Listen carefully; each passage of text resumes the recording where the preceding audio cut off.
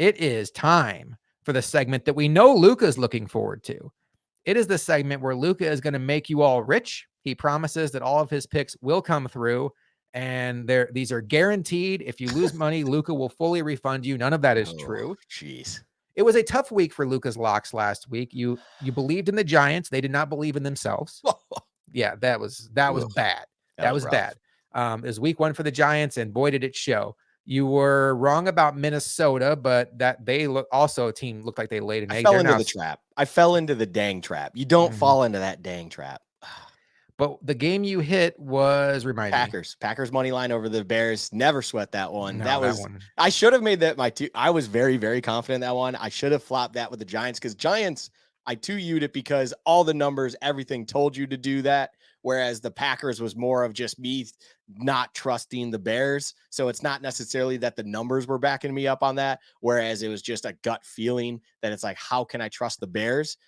But overall, I should have made that my 2U play. And that's the only reason we're at a negative unit scale right now with that 1-2 record. But yeah, is what it is. All right. Well, the first game you have here is a fascinating game. I wish it wasn't being played at the same time as the Bills game because I would love to just dial in and watch this game. It will be on ATV in my house, but not the primary one because that's where the Bills are at. It is an AFC North matchup, and it is a real opportunity for the Ravens as they travel to Cincinnati to take on the Bengals. The Bengals, like the Bills, had a very disappointing week 1 result. They only scored 3 points. Joe Burrow looked awful. I think he had something like 83 yards. There was really bad weather. The Ravens come into this game as 3-point underdogs, Luka. But man, if they could find a way to win this game and knock the Bengals to 0-2, while also getting to 2-0 themselves, not knowing what Cleveland's going to do, that would make things fascinating for what's going on with the Bengals. How do you see this one in your week 2 locks? Yeah. So this is a game I feel kind of I don't actually feel bad for the Bengals. I just find it weird that they constantly like they now have 2 divisional matchups right out the gate. And that to me that it seems extremely odd. Them and Cleveland. The state of Ohio in professional football has to get 2 divisional games right out of the way. That kind of sucks for them. I feel like early on you don't necessarily want to play too many divisional games because you're potentially still getting in a rhythm, stuff like that. But anyways, they're now at home. I believe, if I recall correctly, one, the weather is not going to be great. That is something of note, of course, because there's one team I trust a little bit more in not great weather than the other. I think overall, the Bengals should be a very, very good team, and weather shouldn't necessarily affect them.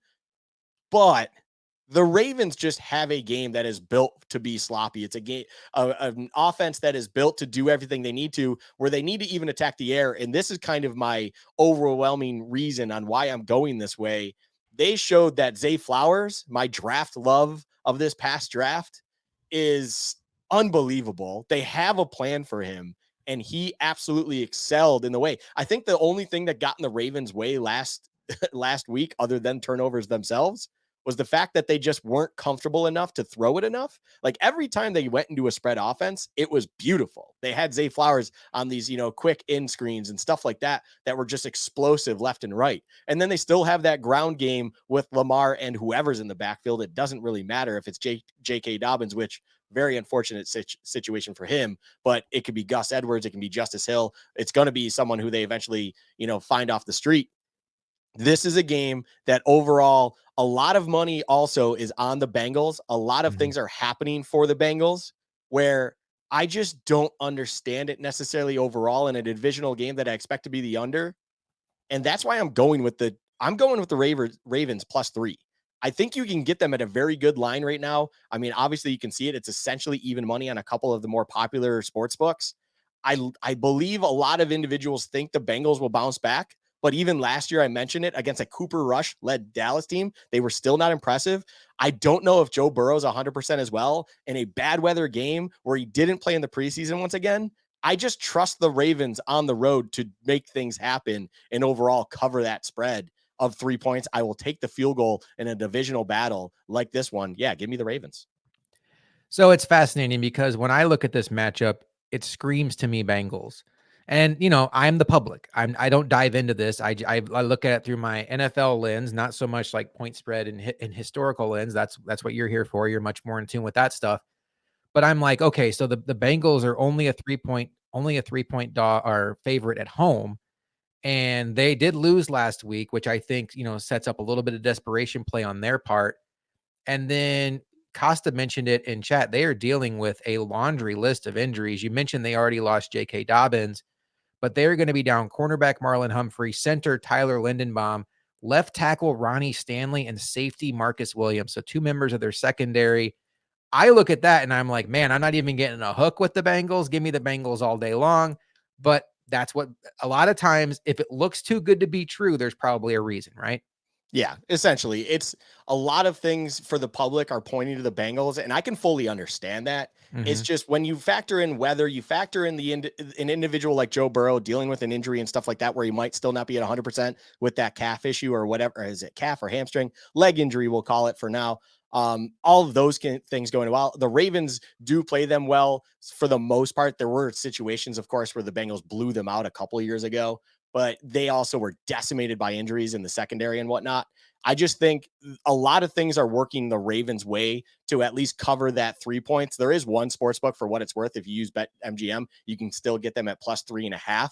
If you can actually get that hook to cover, that would be awesome. So, but most of the books right now, I think it's PointsBet and MGM right now are the only ones at 3.5. And then all your other ones like FanDuel, DraftKings are 3 even. I would still take that at essentially even money. That's just what makes sense to me. Another division game has caught your eye this week, an AFC South battle as the 0-1 Indianapolis Colts travel to Houston to take on the Houston Texans. It's a battle of rookie quarterbacks, Anthony Richardson versus CJ Stroud. Both of these teams lost last week. Both hung tough for a while, but ultimately the Jaguars in the Colts case and the Ravens in the Texans case pulled away. The Texans are favored in an NFL game, which I'm not sure the last time I've said that, Luka. They're favored by 1 point. How do you see this battle going? So this is one of the funniest lines throughout the week. You mentioned that the Texans are favored. Josh, this has flipped the entire week. I don't even remember what it actually opened at, but I know it's been a point, and it just keeps going back and forth between Indianapolis and Houston.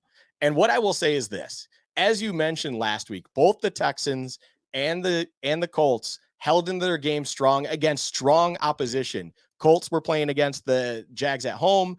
The Texans were playing at the Ravens. And overall, I thought they were two different games, though, in the reasons of why they were holding strong in these games. The Colts were more opportunistic. I thought Anthony Richardson looked raw, but decent in his role in that offense. And then on top of it, you had the Texans who kind of were being held into it by Lamar and by mistakes by that offense and stuff like that, where then eventually they just figured it out later on, stuff like that, and the Ravens pulled away. So to me, the team that is just better suited for this matchup, which is going to be an ugly one, is probably the dog. But if you're only getting a point, obviously spread to me is whatever. And I just trust, I absolutely trust. Hold on. The Colts in this situation way more than I do the Texans. And therefore, with everything I've seen on top of that, I will absolutely take the Colts at plus or minus money, basically even money to win this game in Houston, because the bottom line is I think that they had a plan and a situation for that, for their rookie quarterback, for that defense, everything in their actual roster to come out with a win in a game where it's kind of a coin toss, and we've seen it with the line. Just give me the Colts. Geez, I almost had the Texans. Whew. Give me the Colts in this situation on the road in Houston, because overall, I trust Anthony Richardson. I trust the Colts defense over the Versa when it comes to CJ Stroud and then the Texans defense. I'm not saying that the Texans are god awful. I think it's actually a close matchup and it makes sense, but I just trust the Colts more. I like the Colts in this situation. Getting them at plus money, especially on FanDuel, give it to me. That's why I have it as a lock. Will this game make one of your 5 TVs? For betting purposes, it probably will. I haven't quite broken down the 1 o'clock slate yet. Okay. I don't remember what it is. I know it's not a pretty one, if I recall. I remember in our Discord that we kind of share in, there was a discussion with us and a mutual Costa where it was not a pretty 1 o'clock slate whatsoever. I think you have like games like Chargers at Titans and stuff like that.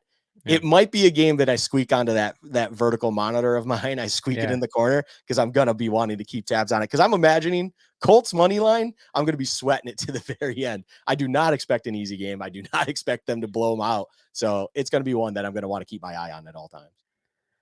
Interesting matchup taking place in Detroit this week as the Lions, who have been waiting since last Thursday to take the field after their huge upset over the Chiefs on opening night, are a 5.5 point favorite over the Seattle Seahawks. And I look at this line, Luka, and I'm thinking to myself, okay, one, is it an overreaction to one game? Both the Seahawks playing lousy against the Rams and the Lions obviously shocking the world and beating the Chiefs. When these two teams played last year in Detroit, the Seahawks actually went in there and got a big win. So I think this game has a chance to be a little bit of a trap. How do you see this one playing out? So, I love where your head's at, first and foremost. If I were to be betting this line, wink, wink, I would love the Seahawks in this situation. I feel like it's a classic thing where you had the Lions go into Arrowhead, win a game by a point. Then you had the Seahawks who looked awful. I think they had 13 total yards in the third quarter, maybe the second half. I don't remember. I know it was either third or fourth quarter or the second half entirely, but they had 13 yards. It was awful. And they just didn't impress anyone, of course. They kind of look like, oh, it was a Geno 1 year situation. So the line really moved, of course, in the favor of the Lions. And I will say this, you would expect a lot more public money on the Lions. It's not actually the case. The public seems to like Seattle. And that's the only thing that kind of scares me, is because logic tells me, okay, buy low on the Seahawks. You're getting 5.5. It could be a shootout, yes, but I would like Seattle's offense to be able to keep up with the Lions. It's not like their one is overwhelming to the other. But the reason I just brought that up is the lock of my game is the over. 47.5 to me is way too low of a number in this game. I believe that you could be at 48 points and more by the start of the fourth quarter in this game. I thought I thought this line would move a lot more throughout the week. It really didn't. There's money, to put it this way, there's NFL green lines out there that you look at. And basically what it does is it evaluates cash and tickets on certain bets and will tell you, based on historical data on top of that, where there is value based on all of the bets, cash, all of that situation. 65% of the cash right now is on the over 47.5, and it is still telling you there is actual value in the over. That to me is kind of that highlighter situation. By the way, that is also the situation for the Bills game, for the record. So your score prediction was a great one. There is value in over 47 even right now. But the over 47.5 and Seahawks Lions is just too good to be true, in my opinion. I'm still going to sucker myself into it. I'm going to make it my 2U play. I just love it way too much to not bet it whatsoever. All right. So you have for your locks of the week, you have the Ravens +3 against the Bengals. That says Chargers, but it's the Oh, Bengals. geez, my bad. The Colts money line against the Texans. And then you have your 2-unit bet. The Seahawks Lions hit the over at 47.5. Good luck to all of you in your bets this weekend. For Luka, this is Josh. That has been this week's edition of Luka's Locks.